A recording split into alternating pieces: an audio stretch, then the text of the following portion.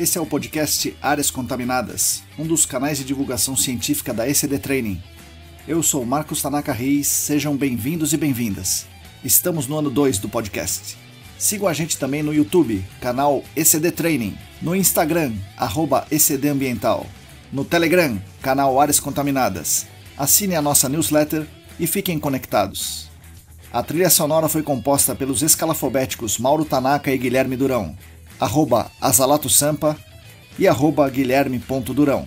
Nossa missão é fornecer conteúdo de qualidade para que vocês ganhem poder pelo conhecimento e ao mesmo tempo dar voz às pessoas do GAC, reconhecendo seu papel e importância pessoal e profissional. O podcast Áreas Contaminadas é um espaço aberto e democrático com opiniões diversas sobre temas ligados ao gerenciamento de áreas contaminadas e ao meio ambiente. Todos e todas são bem-vindos. O oferecimento é da ECD Training e dos colaboradores do Apoia-se. A edição é de Lilian Coreiaço Rios.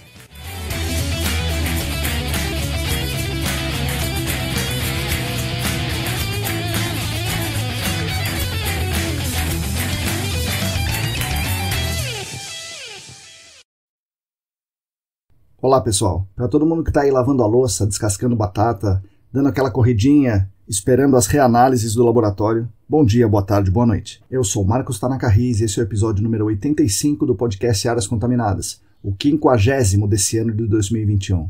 Sim, o ano já está por um fio, pessoal. O podcast é editado por Lilian Coreiaço Rios, oferecido pelos nossos colaboradores maravilhosos do Apoia-se, e tem o patrocínio master da Clean Environment Brasil, que comercializa produtos e tecnologias para investigação e remediação de áreas contaminadas. Acesse o site da Clean em www.clean.com.br. Agradeço demais a companhia de todas e todos vocês nesse nosso podcast. É uma grande honra para mim ter vocês aqui conosco. Eu gostaria de anunciar que hoje, 2 meses após o início do patrocínio do nosso podcast pela Clean, a quem agradeço demais por ter nos dado essa força muito grande, apostando na gente, enxergando que o podcast é um canal que tem bastante relevância no mundo das áreas contaminadas, temos hoje mais 3 patrocinadores. Então anuncio que temos mais 3 patrocinadores. Os nossos novos patrocinadores ouro são a Vapor Solutions e o laboratório E-Consulting. Agradeço demais a vocês por também apostarem e acreditarem na gente. E o nosso patrocinador prata é a LabCris Análises Ambientais. Muito obrigado, LabCris, por acreditar na gente. Agradeço demais a essas 4 empresas, agradeço pelo patrocínio em si, é claro, mas especialmente pelo reconhecimento da relevância dos nossos canais de divulgação no mercado do gerenciamento de áreas contaminadas. E como não poderia deixar de ser, eu agradeço demais a todos e todas vocês que nos acompanham, que nos ouvem, comentam, mandam sugestões de pauta, enfim, que contribuem para que o nosso trabalho seja, primeiro, muito divertido para nós. Afinal, pesquisar, escrever, preparar os episódios é uma coisa legal, que eu gosto muito, eu aprendo muito fazendo isso. Além disso, vocês contribuem muito para que o nosso trabalho seja significativo para o nosso pequeno mercado do GAC, especialmente para o planeta, e para as futuras gerações. E esse retorno de vocês, esse companheirismo de vocês, faz com que nós possamos sentir que temos a relevância necessária para tocarmos em frente esse nosso projeto por muitos anos ainda aí na frente. Como eu escrevi na newsletter, eu estava esses dias conversando com a Lilian, que é minha esposa, editora aqui desse podcast, é revisora da newsletter, diagramadora, designer, gerente financeira, operacional e tudo mais, que foram praticamente 2 anos de uma construção muito legal desses nossos canais. Muita dedicação, muita pesquisa e muito retorno, muita alegria, muitos bons fluidos que a gente recebe de vocês. Eu tenho a felicidade de ter amigos ouvintes em todo o Brasil e alguns até no exterior. O Spotify me disse agora, que somos o podcast mais ouvido por 237 pessoas. É muita gente, pessoal. Fico muito feliz com isso. Resumindo, embora tenha sido 2021, um ano bem complicado, estamos terminando muito felizes, especialmente pelo carinho de vocês. Mais uma vez, muito obrigado. Bom, e como você já sabe, os nossos canais são mantidos com a ajuda financeira dos colaboradores aqui do Apoia-se. Quem quiser e quem puder contribuir financeiramente conosco será muito bem-vindo, muito bem-vinda, e ajudará a mim, é claro, mas também a toda a nossa comunidade, que vai continuar desfrutando por muito tempo dos conteúdos gratuitos nesse canal. Bom, para fazer essa contribuição financeira é só acessar o site apoia.se/ECD Ambiental. E aí é simples, é seguro, como qualquer compra online. Você escolhe se você vai pagar com cartão de crédito, com boleto, e a cada mês o Apoia-se, a plataforma faz isso para você. Manda o boleto ou debita no cartão e não tem lá muita dor de cabeça. Essa semana tivemos a felicidade de termos conosco de volta o apoio financeiro do Gilberto Vilas Boas. Seja bem-vindo, Gilbertão. Estamos juntos mais uma vez, que bom. Gostaria de deixar público meus agradecimentos aos nossos colaboradores financeiros que querem e que podem contribuir com a nossa ideia de compartilhar conhecimento sobre o gerenciamento de áreas contaminadas, sobre meio ambiente, ciência, economia e, principalmente, compartilham com a nossa ideia de construir um mundo melhor e mais justo para todas e todos. Os nossos apoiadores financeiros atualmente são os seguintes: Ábila de Moraes, Alisson Dourado, Alain Humberto, Átila Pessoa, Augusto Amável, Beatriz Lukasaki, Bruna Fiscuc, Bruno Baltazar, Bruno Bezerra, Bruno Bonetti, Calvin Yost, Cristina Maluf, Diego Silva, Fabiano Rodrigues, Felipe Ferreira, Heitor Gardenal, Heraldo Giachetti, Gilberto Vilas Boas, Guilherme Corino, João Paulo Dantas, José Gustavo Macedo, Joyce Cruz, Juliana Mantovani, Larissa Macedo, Leandro Freitas, Leandro Oliveira, Lilian Puerta, Luana Fernandes, Luciana Vaz, Marina Mello, Mariluz Gomes, Paulo Negrão, Rafael Godoy, Renato Kumamoto, Roberto Costa, Rodrigo Alves, Sérgio Rocha, Solene Sampaio, Tamara Dias, Tatiana Citolini, Thiago Soares, Wagner Rodrigo, William Taquia e mais 7 apoiadores anônimos. Muito obrigado a vocês, são os principais responsáveis aqui pela manutenção desses nossos canais de divulgação.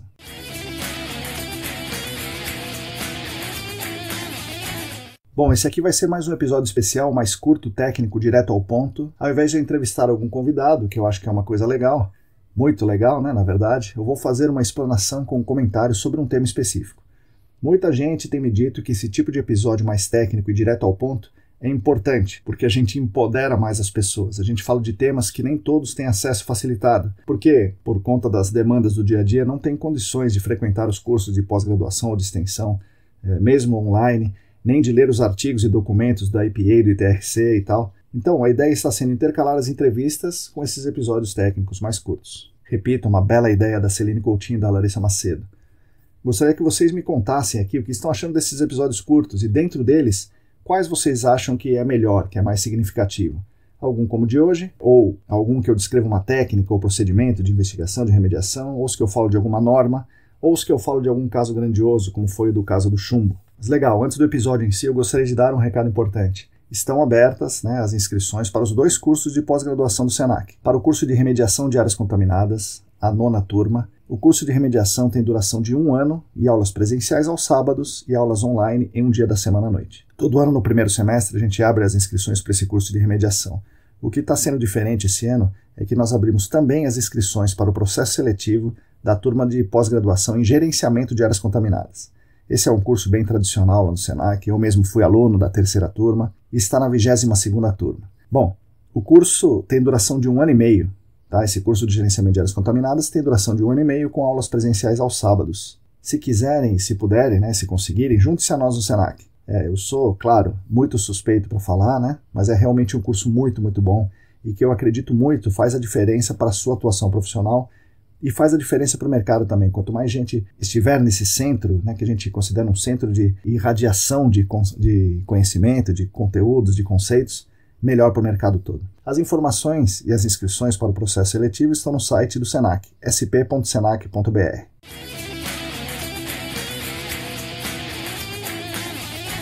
Bom, legal. Vamos agora ao tema central desse episódio, que são 2 artigos muito importantes e interessantes que falam sobre a evolução do pensamento e a evolução dos paradigmas do GAC nos Estados Unidos através dos anos. Escolhi esse tema e esses artigos por influência do meu amigo e professor do SENAC, o Martin Souza, que sempre aborda esses textos em suas aulas no curso de pós-graduação em gerenciamento de áreas contaminadas. Vou então compartilhar o meu olhar sobre esses textos com vocês. O primeiro artigo é o do Paul Hadley e Charles Newell. Essa dupla escreveu diversos artigos para a revista Groundwater, da NGWA. Aliás, para quem não conhece, a NGWA é a National Groundwater Association dos Estados Unidos. Entidade muito ativa na proteção da água subterrânea lá nos Estados Unidos e também ativa no universo das áreas contaminadas. Eles mantêm, além dessa revista, a Groundwater, que eles escrevem separado, Groundwater, eles publicam também a Groundwater Monitoring and Remediation, o Groundwater também separado nessa outra revista. Essa Monitoring and Remediation é um pouco mais aplicada para o nosso meio, com artigos científicos, porém com um viés mais da prática nesses artigos científicos. Recomendo que leiam essas revistas, se possível, que fiquem sócios da NGWA, o que dará direito a vocês de lerem as publicações. Eu não sei como é que está hoje, mas há uns 5, 6 anos atrás eu fui sócio da NGWA e eu recebi as revistas aqui. Então eles mandavam pelo correio para mim as revistas impressas, o que é um negócio muito legal, além de darem acesso aos números online também, é claro. Bom, mas além desses artigos, o Paul Hadley foi do DSTC, o Department of Toxic Substances Control, da Califórnia, e participou também de vários documentos da EPA e do ITRC. Já o Charles Newell é um dos grandes papas da atenuação natural monitorada. Ele escreveu muitos artigos, é o grande astro do famoso curso gratuito da Coursera. Aliás, esse curso da Coursera agora tem legendas em português. Ele também é coautor do livro lendário sobre esse tema. O livro chama Natural Attenuation of Fuels and Chlorinated Solvents, né, atenuação natural de combustíveis e solventes clorados. Foi publicado esse livro em 1999 e o autor principal é o também famoso Todd Weidemeyer, que infelizmente faleceu no ano de 2017. O artigo aqui que eu vou falar chama-se The New Potential of Understanding Groundwater Contamination Transport e foi publicado em 2013, antes, portanto, da descoberta e da emergência dos PFAS lá nos Estados Unidos. Então, um artigo desconsidera esse que é o paradigma atual do GAC lá na terra do tio Sam, com certeza. Mas ele fala dos paradigmas até a chegada dos PFAS.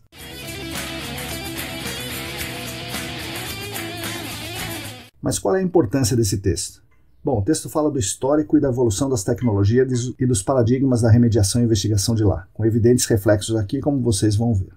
O início do GAC, todos sabem, foi com o caso do Love Canal lá nos Estados Unidos. Ainda faremos um episódio sobre isso, mas basicamente foram enterrados muitos resíduos em um local e posteriormente uma cidade foi construída em cima desse local. E aí explodiram casos de câncer aí, muito acima da média regional e da média nacional dos Estados Unidos, né? A maioria desses casos de câncer eram ligados à ingestão de água subterrânea. Nesse tempo, portanto, a grande preocupação do poder público, das comunidades e dos cientistas era com a qualidade da água subterrânea para o consumo humano e de como eventuais contaminações afetavam e afetariam a saúde das pessoas que consumiam essa água e afetariam o meio ambiente, mas sempre com um grande foco no consumo de água. Como já falei aqui em outros episódios, nos Estados Unidos e no Canadá, o GAC é fortemente centrado nesse cenário, um pouco diferente do que temos aqui no Brasil. E aí, nesse sentido, qual era a ciência mais adequada para proteger a água de consumo das pessoas? Obviamente é a hidrogeologia, né? Thais, o grande cientista Thais, já tinha publicado seu famoso artigo em 1935. Esse artigo dava as bases matemáticas do bombeamento de aquíferos.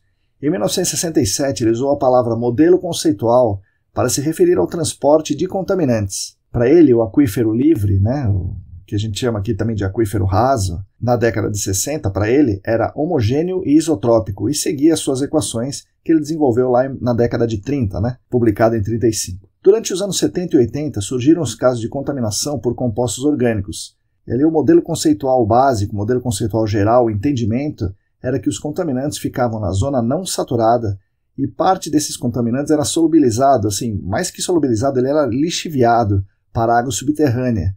E essa água subterrânea estava, obviamente, na zona saturada. E essa água subterrânea que assim ficava contaminada e deveria ser protegida e descontaminada e remediada e tudo mais. Sendo assim, eles deveriam investigar o solo na zona não saturada, onde o contaminante estaria, nas palavras deles, sorvido, né, sorbed, em inglês. E a água subterrânea está contaminada na zona saturada, já que para eles, zona saturada, o aquífero livre era tudo igual, um imenso aquífero homogêneo e isotrópico que obedecia às leis gerais da hidrogeologia clássica. Então, era amostrar o solo na zona não saturada e instalar postos de monitoramento com seções longas na zona saturada.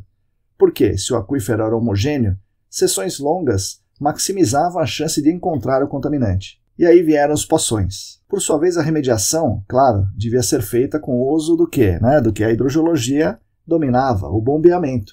Então era feita a remediação com bombeamento e tratamento para a suposta maior massa, ou pelo menos para o maior risco, que era o consumo da água subterrânea.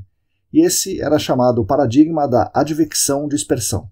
Eventualmente ocorriam remediações com escavação ou com encapsulamento da contaminação na zona não saturada.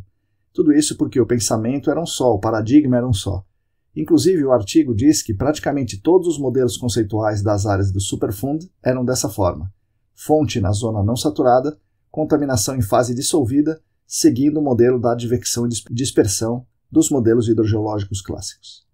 Certamente vocês aí já captaram que aqui ocorreu exatamente a mesma coisa, só que não nos anos 70 e 80, e sim nos anos 90 e 2000. E esse pensamento ainda hoje perdura por aqui. Afinal, é muito comum as pessoas ainda mostrarem o solo somente até o que se chama de franja capilar, certo?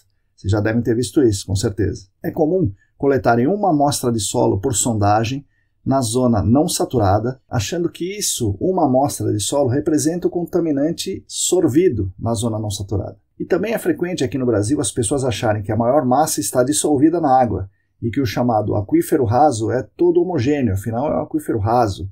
Às vezes chamam de depósitos aluvionares ou aluvião e tal. O que justificaria, na concepção dessas pessoas, o uso dos poções, O aluvião é aluvião, então ele é homogêneo, ele é isotrópico, portanto vou pôr um poção nesse aluvião aí. E dentro desse paradigma é comum as pessoas planejarem as suas remediações pensando na água subterrânea como balizador de todas as ações. E aí vieram os projetos de escavação na zona não saturada, ou encapsulamento da contaminação, ou capeamento dessa contaminação na fase sorvida na zona não saturada, e de bombeamento e tratamento na zona saturada. Aqui, como lá nos Estados Unidos, as primeiras remediações foram dessa forma, e a métrica era a diminuição das concentrações nos poções. Ou seja, a água subterrânea era considerada o maior vetor de risco e ao mesmo tempo era a grande massa a ser removida. Nos anos 2000 houve aqui no Brasil o boom de outra técnica que supostamente veio para substituir o bombeamento e tratamento por ser mais eficiente, mas o paradigma por trás dessa técnica era o mesmo. Essa foi a chamada tecnologia do MPE, já adaptando um pouco o GAC ao nosso entendimento aqui, onde deixamos de lado a importância de se atingir os padrões de potabilidade nos aquíferos e nos concentramos em impedir a formação de vapores que porventura entrem nos ambientes fechados, o famoso risco para o cenário de inalação de vapores em ambientes fechados a partir da água subterrânea. E aí com o cálculo das CMAs, concentrações máximas aplicáveis, e tudo mais que você já conhece.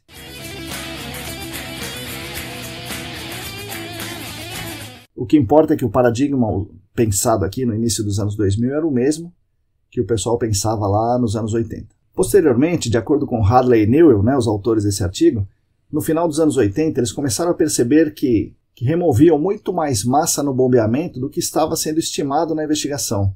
Eram ordens de magnitude a mais. Começaram a perceber o famoso efeito rebote, onde a remediação deu certo, só que não.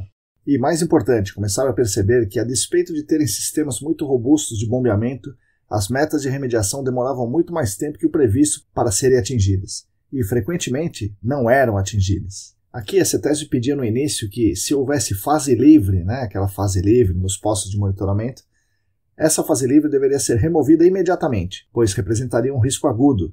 Isso, de certa forma, viciou o mercado, que, considerando o paradigma citado, da advecção e dispersão, imediatamente bombeava a suposta fase livre.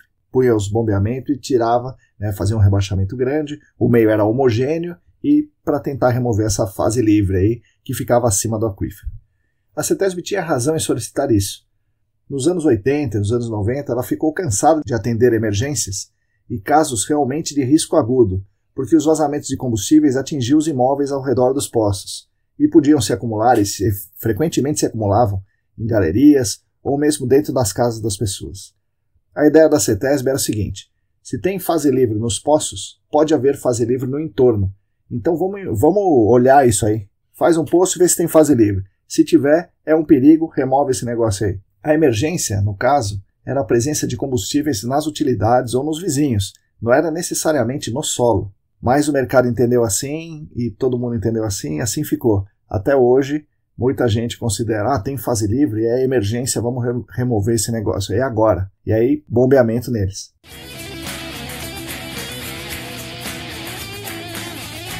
E aí muitas dessas remediações com bombeamentos intensos ou grandes rebaixamentos causaram problemas, como, por exemplo, o mais comum é acelerar o trapeamento ou levar El-Nepal onde não havia, e uma vez que o El-Nepal entra no poro, ele não sai mais.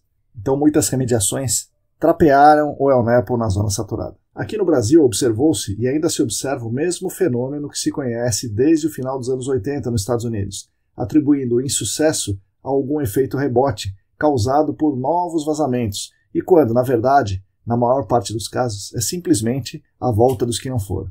Lá nos Estados Unidos, nos anos 90, eles perceberam que tinha alguma coisa errada e mudaram o paradigma. Foram da advecção de dispersão para o paradigma do NEPL.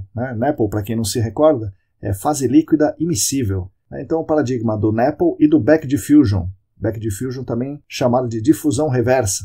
E para a difusão reversa tem um famoso experimento com aquele vídeo com o corante verde do Tom Sale, todo mundo deve ter visto esse vídeo, que mostra claramente aí o efeito da difusão reversa. Bom, os pesquisadores lá nos Estados Unidos perceberam que as dezenas de milhares de casos de contaminação por combustíveis e por hidrocarbonetos, mesmo com escavações e com bombeamentos, não se resolviam, não eram todos resolvidos, ou eles não se resolviam completamente, ou não se resolviam no prazo adequado. O produto immiscível menos denso que a água, o El-Nepal, não ficava simplesmente flutuando sobre a água, alimentando a fase dissolvida, que naquele momento era a única preocupação das pessoas, Porque era assim, na zona não saturada era a fase retida, a fase livre ficava logo na franja capilar, e na zona saturada era só fase dissolvida e bombeamento nela.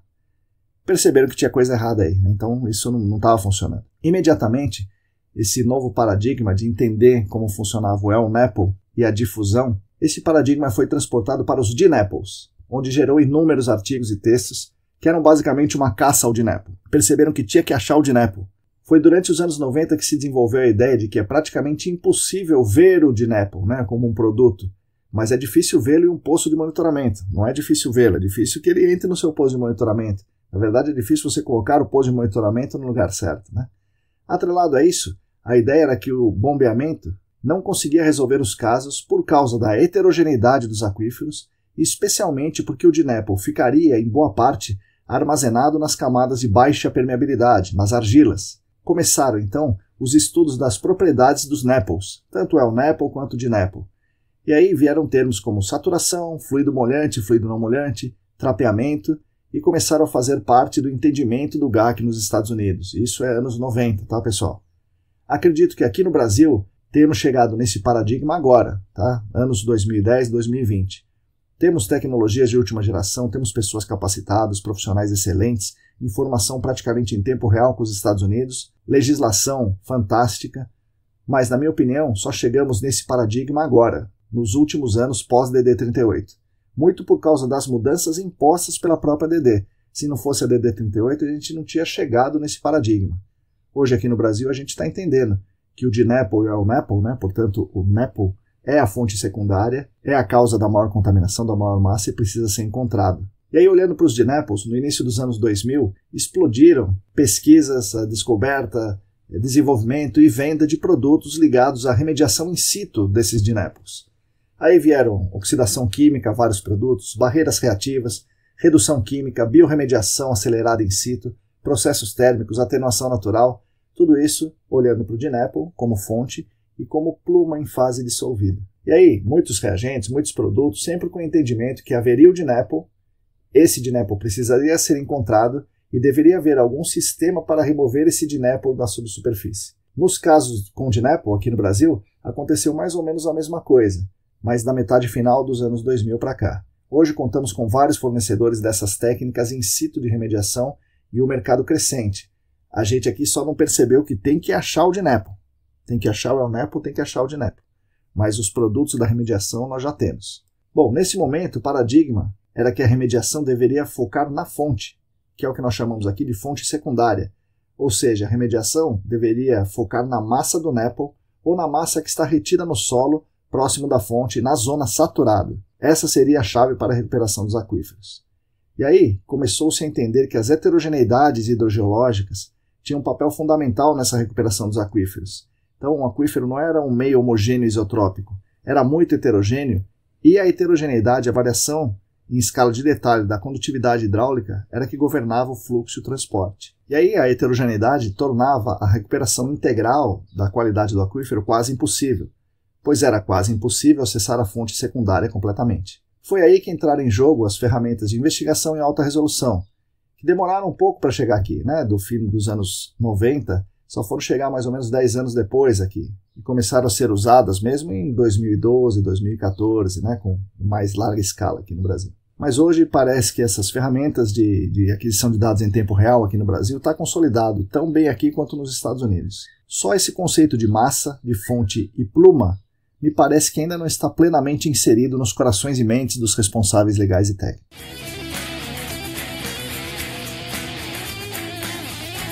E aí, como último paradigma, um avanço em cima desse que eu acabei de contar, os autores citam o revolucionário livro Remediation Hydraulics, de Panequin e Potter, da Arcadis dos Estados Unidos, que lançou uma luz sobre a importância da difusão e dos ambientes deposicionais. A difusão como armazenamento de contaminantes, dificultando o acesso a eles na remediação e na investigação, e a história dos ambientes deposicionais como condicionantes da formação das zonas de fluxo. A partir daí vieram os conceitos de fluxo de massa, que Panequin e Potter, e depois o pessoal da Arcadis dos Estados Unidos, como Sutton Sutterson e outros, chamam de massa que se move, ou chamam também de massa que importa, no sentido que é essa massa que vai atingir algum receptor, que vai atingir alguma captação de água subterrânea. Por isso ela seria a massa que importa, a massa que está se movendo e contaminando os aquíferos.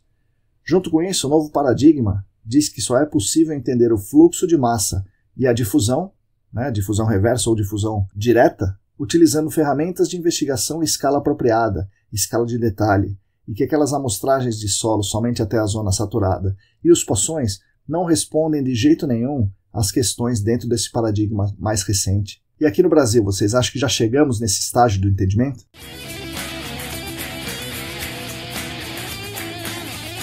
Bom, essas são as linhas gerais do artigo de Hadley e Newell. Recomendo que vocês leiam o original, vou deixar o link na descrição do episódio. O segundo artigo que eu quero mostrar para vocês é o Chlorinated Ethene Source Remediation, Lessons Learned, Remediação de fontes com eteno clorados, as lições aprendidas, escrito por Hans Stroh e colaboradores, e publicado na revista Environmental Science and Technology, de 2012. Uma revista bacana, um artigo de acesso aberto, vale a pena vocês lerem o original também.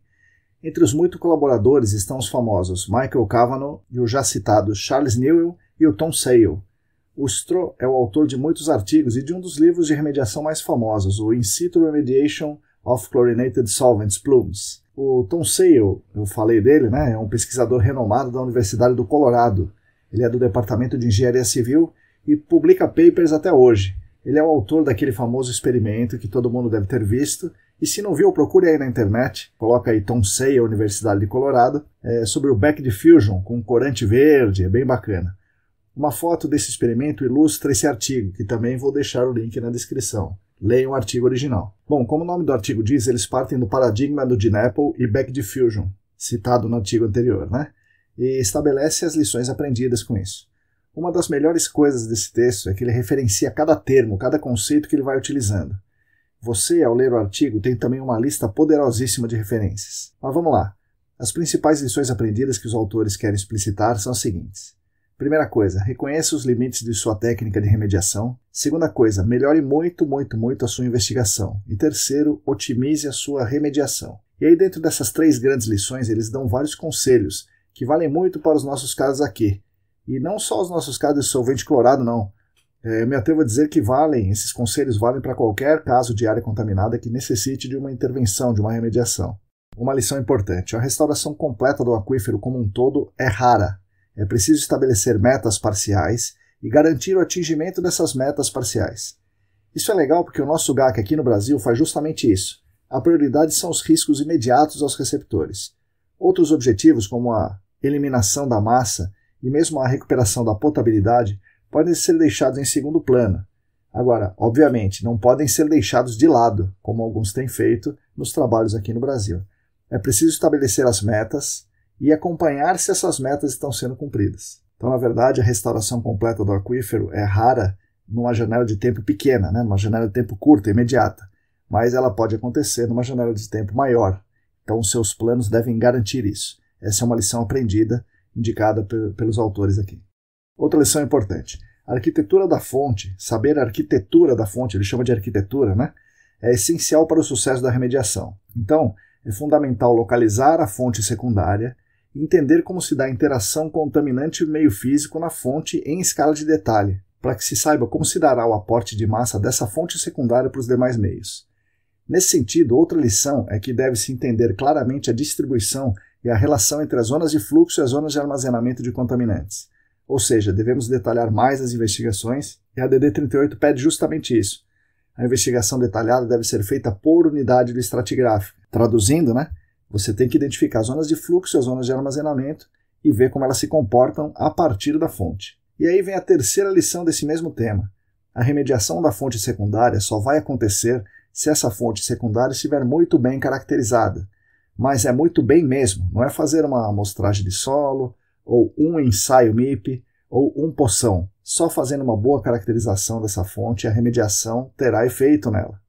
Não adianta mudar a captação da bomba, não adianta trocar o oxidante, mudar o gerador de vácuo, anel líquido, sei lá o que, mudar o substrato da biorremediação, não adianta isso aí. É preciso entender muito bem a fonte secundária, o contaminante e o meio físico e como isso tudo se entrelaça. Coisas que a gente já vem dizendo aqui há muito, muito tempo. Então isso está nas lições aprendidas, nesse artigo aqui do Stroh e colaboradores. Uma outra lição aprendida que eles recomendam é estabelecer o critério da redução do fluxo de massa como um ponto intermediário entre o objetivo da remediação. Para isso, eles recomendam fazer transectos perpendiculares ao sentido do fluxo principal, e esses transectos devem estar relativamente próximos da fonte. Cada transecto ou transect deve ter uma adequada densidade de dados, senão ele não é um transect, portanto não vai permitir o cálculo do fluxo de massa. Então, eles propõem, primeiro, acabar com os riscos imediatos. Segundo, fazer uma redução significativa no fluxo de massa, agindo, novamente, pegando aquele artigo anterior, agindo na massa que importa, na massa que se move, na massa que vai atingir o receptor. E em terceiro, pode ser em terceiro ou em paralelo, mas com um tempo longo de objetivo de atingimento, é eliminar ou minimizar muito a fonte secundária, a grande massa que está na fonte secundária. Por fim, as últimas lições dizem respeito a técnicas de remediação. Ele fala muitas coisas, eu vou resumir aqui. Ele diz que o ISCR, o In Situ Chemical Reduction, e o surfactante são boas técnicas, mas devem sempre ser usadas com muito cuidado, com muito estudo e em combinação com outras técnicas. A técnica ISCO, In Situ Chemical Oxidation, deve ser usada somente se as heterogeneidades estiverem muito bem compreendidas, e é preciso entender também, além das heterogeneidades do meio físico, as limitações da técnica naquele site específico e os chamados efeitos colaterais, que podem acontecer com a oxidação química. A técnica termal, os processos térmicos, eles consideram uma boa técnica de remediação, eficiente, mas muito cara e com limitações técnicas ainda, quando ele escreveu esse artigo em 2012. No entanto, se utilizada em combinação com outras, aí eles sugerem ISCO, biorremediação em conjunto com termal, não aquele termal agressivo que aquece pra caramba, mas um termal que aqueça um pouco para maximizar a eficiência da ISCO e da biorremediação, o custo fica bem menor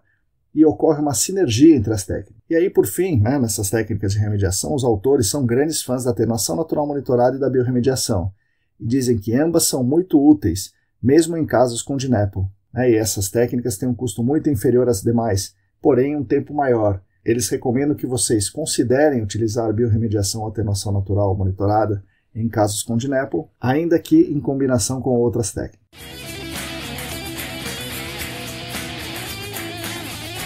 Bom, esse foi em resumo o artigo do Stroh e colaboradores. Novamente, leiam o original e aproveitem a lista de referências. É muito rico, é muito legal. É um dos artigos muito importantes mesmo que foram escritos nos últimos anos. Bom, enfim, como vocês puderam ver, são excelentes artigos e nos ensinam muito. Meu amigo Martim fez muito bem em colocá-los como tema de suas aulas. Espero que vocês tenham gostado aqui também.